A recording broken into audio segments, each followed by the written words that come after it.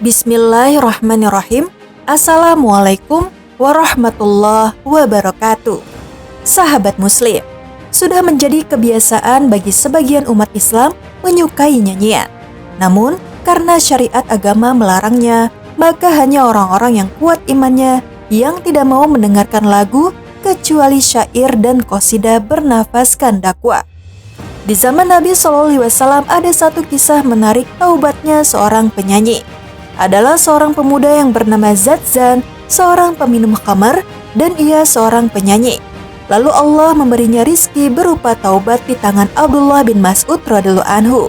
Maka menjadilah Zadzan termasuk orang-orang yang terbaik dari kalangan tabi'in dan salah seorang ulama yang terkemuka, dan termasuk orang-orang yang masyhur dari kalangan hamba Allah ahli zuhud.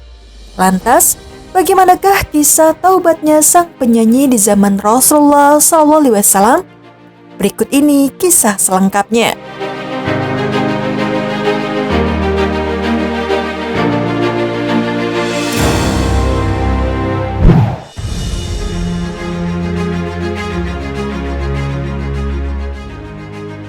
Sahabat Muslim, sesungguhnya berdakwah kepada Allah adalah tugas para nabi dan jalan para ulama.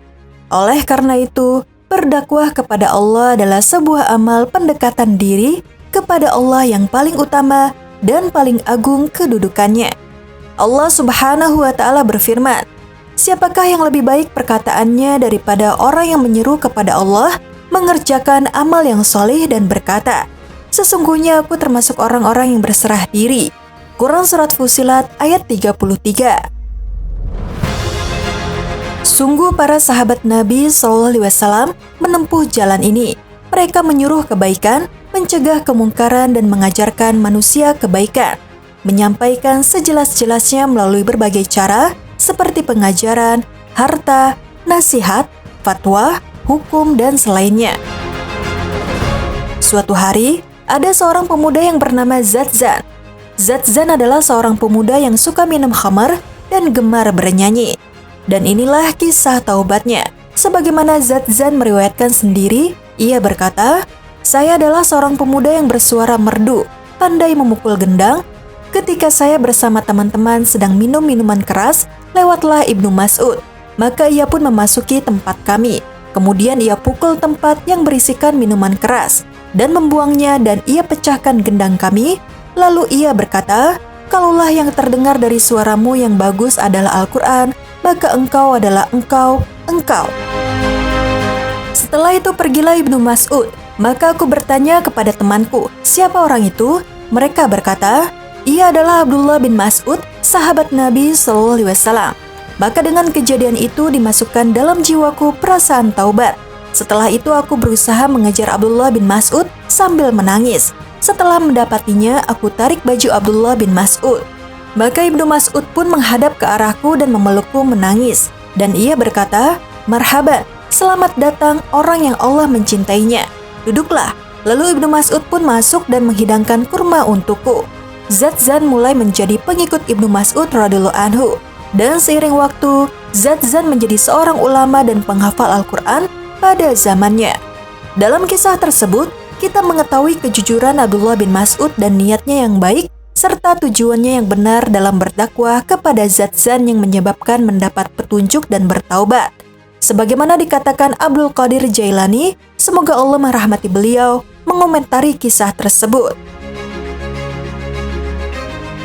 Lihatlah berkahnya kejujuran atau kebenaran, ketaatan dan niat baik. Bagaimana Allah memberi petunjuk Zadzan melalui Abdullah bin Mas'ud dikarenakan kejujuran dan tujuan baiknya. Maka seorang yang rusak atau perangai dan akhlaknya tidak akan dapat engkau perbaiki hingga engkau sendiri menjadi seorang solih atau baik dalam dirimu. Takut kepada Rabbmu jika engkau bersendirian. Ikhlas kepadanya jika engkau bergaul dengan makhluk dengan tanpa berbuat riya dalam tindakan dan tingkahmu. Mengesahkan Allah dalam seluruh hal ini. Dan ketika engkau ditambah petunjuk dan bimbingan oleh Allah, engkau menjaga dirimu dari hawa nafsu dan dari penyelewengannya oleh syaitan dari kalangan jin dan manusia. Dan engkau jaga dirimu dari seluruh kemungkaran, kefasikan, bid'ah, dan seluruh kesesatan. maka akan dihilangkan darimu kemungkaran dengan tanpa terbebani. Sebagaimana hal ini terjadi pada zaman kita ini. Seseorang mengingkari satu kemungkaran, namun terjerumus dalam banyak kemungkaran dan kerusakan yang besar. Dan perkara lain yang kita ambil faedah dari kisah tersebut, bahwasannya Ibnu Mas'ud telah menempuh cara yang syariah atau cara yang sesuai dengan agama. Yang paling utama dalam merubah kemungkaran. Tatkala ia mampu merubah kemungkaran dengan tangannya, maka ia pun merubah kemungkaran dengan tangannya. Ia pecahkan kendang dan ia hancurkan bejana minuman keras. Sungguh, pada diri Abdullah bin Mas'ud terdapat pemisalan yang mengagumkan dalam keberanian dan maju membela kebenaran, serta dalam merubah kemungkaran. Ia tidak takut celaan orang yang suka mencela, padahal ia sendirian dan orang yang dilarang dari kemungkaran lebih dari satu. Sebagaimana nampak dalam konteks cerita, ditambah lagi, padahal Abdullah bin Mas'ud adalah seorang yang pendek dan kurus, semoga Allah meridhai beliau. Akan tetapi karena Abdullah bin Mas'ud adalah seorang yang mengagungkan hukum-hukum dan syiar-syiar Allah, maka hal ini mewariskan sikap penghormatan dan pengagungan, dan sungguh benarlah Amr bin Abdul Qais ketika ia berkata, "Barang siapa yang takut kepada Allah, maka Allah menjadikan segala sesuatu takut kepadanya. Dan barang siapa yang tidak takut kepada Allah, maka Allah menjadikannya takut terhadap segala sesuatu." Dan dengan perbuatan Abdullah bin Mas'ud yang merubah kemungkaran dengan tangannya, kita akan mendapati sebagian besar belas kasih darinya. Dan seberapa besar kesempurnaan, kelembutan, dan nasihatnya kepada Zadzan. Karena tatkala Zadzan mendatanginya dalam keadaan tersebut, ia pun menghadapi dan memeluk Zadzan, lalu menangis lantaran gembira dengan taubat Zadzan. Dan Abdullah bin Mas'ud menghormatinya dengan ungkapan paling indah, "Selamat datang orang yang dicintai Allah." Sebagaimana firman Allah Subhanahu wa Ta'ala, "Sesungguhnya Allah menyukai orang-orang yang taubat dan menyukai orang-orang yang mensucikan diri." Quran Surat Al-Baqarah ayat 222. Bukan itu saja, bahkan Ibnu Mas'ud radhiyallahu anhu mempersilahkannya duduk dan mendekatkannya dan menghidangkan kurma untuknya. Wallahu a'lam bishawab.